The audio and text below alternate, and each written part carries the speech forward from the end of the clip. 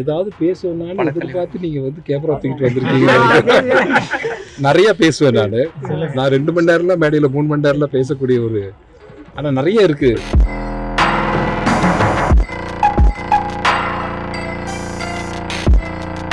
விஜய் வந்து நடிக்க வந்ததுலேருந்தே வெற்றி தான் அவருக்கு. அதனால் நிச்சயமாக இந்த அரசியலும்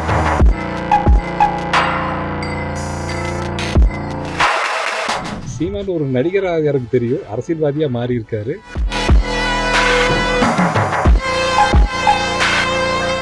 இப்ப வந்து சீமான் வந்து முன்னாடி ரஜினியை பத்தி விமர்சனமா பேசிட்டு இருந்தாரு. சரிங்க. தற்போது வந்து நேரடியா போய் சந்திச்சுட்டு சரிங்க அரசியலுக்காண்டி தான் அப்படின்ற மாதிரி எல்லாம் வெளில ஒரு சர்ச்சைக்குரிய பேச்செல்லாம் போயிட்டு இருக்கு.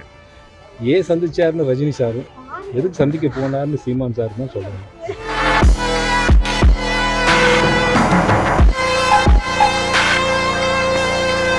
ரொம்ப சிறப்பு வாய்ந்த கோயிலுங்க. தமிழ்நாட்டுக்கு வர்ற எல்லாருமே, இந்தியாவுக்கு வர்ற எல்லாருமே அயல் நாட்டு சேர்ந்தவர் வந்தாங்கன்னா தஞ்சாவூருக்கு வரணும்னு ஆசைப்படுவாங்க. தஞ்சாவூருக்கு வந்தாங்கன்னா பெரிய கோயிலை பார்க்கணும்னு ஆசைப்படுவாங்க. அதனால் ஒரு சிறப்பு வாய்ந்த ஒரு கட்டட கலையோடு செய்த ஒரு ஆலயம். அதனால் நான் இந்த சாமியை எப்பவும் மதிக்கிறேன். அதனால் நான் இது தஞ்சாவூருக்கு வந்ததால் சாமியை பார்க்கறதுக்காக வரேன். நான் இப்போ இந்த அரசியல் நீங்கள் வந்து அதிமுக பொறுப்பில் இருந்தீங்க, இப்போ அதிமுக கொஞ்சம் முன்ன பின்ன பேசுகிறது. கோயிலில் அரசியல் பேசுவேன் இல்லை, அது அது அது தலைமை முடிவு பண்ணுவாங்க. நான் கொஞ்சம் அரசியல் இல்லாமல் சினிமா நல்லா இருக்கு, அதனால கொஞ்சம் அதை பார்த்துட்டு இருக்காரு. சார் இப்போ வந்து சினிமா நல்லா இருக்குங்கிறீங்க, அரசியல் இருந்தால் இப்போ விஜய் லேட்டஸ்ட்டாக வந்திருக்காரு, அதை திறந்துட்டு.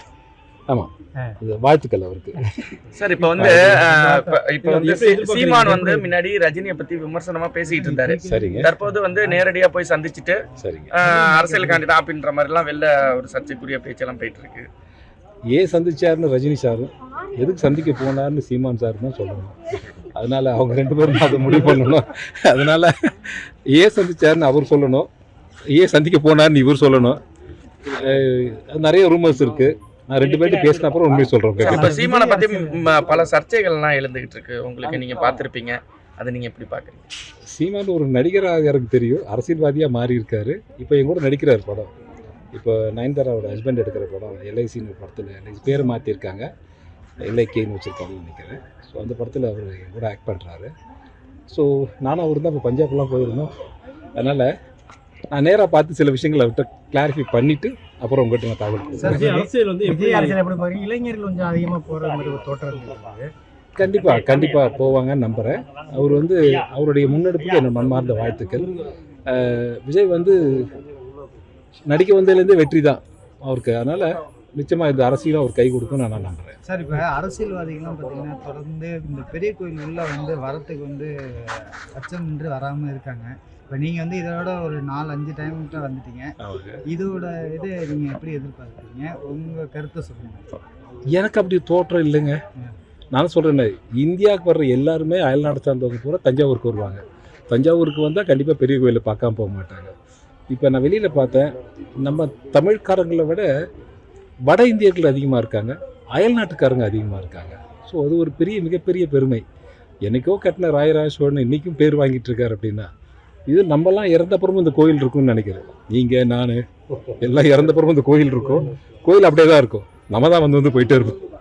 சார், இது வந்து எடப்பாடி பழனிசாமி இப்போ என்ன சொல்லியிருக்காருன்னா, குற்றவாளிகளின் ஒரு சொர்க்கமாக தமிழ்நாடு பார்க்கப்படுது அப்படின்ற மாதிரி அவரோட கருத்தை சொல்லியிருக்காரு. அதை நீங்கள் எப்படி பார்க்குறீங்க ஒரு நடிகரை? இப்போ அதாவது போதை பழக்கம் உள்ள தமிழ்நாடாக மாறிக்கிட்டு இருக்கு அப்படின்ற மாதிரி ஒரு, ஏதாவது பேசுவேனாலும் எதிர்பார்த்து நீங்கள் வந்து கேமரா தூக்கிட்டு வந்திருக்கீங்க. நிறைய பேசுவேன் நான் 2 மணி நேரம்லாம் மேடையில் 3 மணி நேரம்லாம் பேசக்கூடிய ஒரு, ஆனால் நிறைய இருக்கு. நான் சொன்னதான் நிறைய ஸ்டோரேஜ் நீங்க சொல்லிருக்கீங்க சார். இதே போன வாட்டி சொன்னீங்க தலைக்கு மேல நிறைய நிறைய பேசுவேன். நான் இப்போ இங்க இருந்து நான் ஃளைட் பிடிச்சி போகணும். இந்த கேள்விக்கு மட்டும் சார்,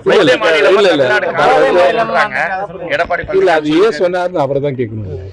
இல்ல சார், பல கட்சி தலைவர்கள் எல்லாமே இதான் சொல்லிட்டு இருக்காங்க, தமிழ்நாடா மாறிட்டு இருக்கு. நீங்க சொல்லுங்க ஜெனரலா. லா அண்ட் ஆர்டர் ப்ராப்ளம் வந்து இப்போ ஒரு பெரிய இந்திய அளவில் நடக்கிற, உலக அளவில் நடக்கிற ஒரு குற்றங்கள் பெருசாக ஒன்றும் நடக்கலை. பட் இங்கே நடக்கிற சம்பவங்களை வச்சு நம்ம பேசிகிட்டு இருக்கோம். இவங்களை கேட்டால் அவங்க சொல்லுவாங்க, அவங்கள கேட்டால் இவங்கள சொல்லுவாங்க. ஸோ அதனால் திரைப்படங்கள்ல வந்து போதைப் பொருள் தென்னடிக்கிறது அந்த மாதிரிலாம் வந்துட்டு இருக்குது. அப்போ இளைஞர்களுக்கு நீங்கள் என்ன மாதிரி சொல்ல வரீங்க? சத்தியமாக எனக்கு எந்த பழக்கமும் இல்லைங்க. நான் சிகரெட் பிடிச்சது இல்லை, திரைப்படம்லாம் காஃபி டீ கூட காமிச்சு பிடிச்சது கிடையாது. நான் திரைப்படத்தில் வில்லனாக தான் பண்ணேன்.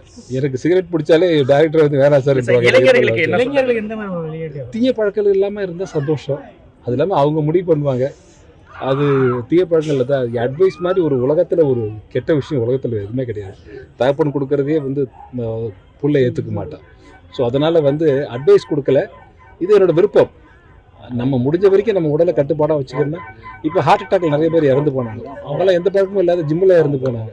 அதுக்கு என்ன காரணம்னு தெரியல. அதை மெடிக்கல் கவுன்சில் தான் நம்ம சொல்லணும். ஸோ அது இல்லாமல் அப்பாற்பட்டு பார்த்தீங்கன்னா என்னை பொறுத்த வரைக்கும் தீய பழக்கங்கள் இல்லாமல் இருந்தால் மகிழ்ச்சி.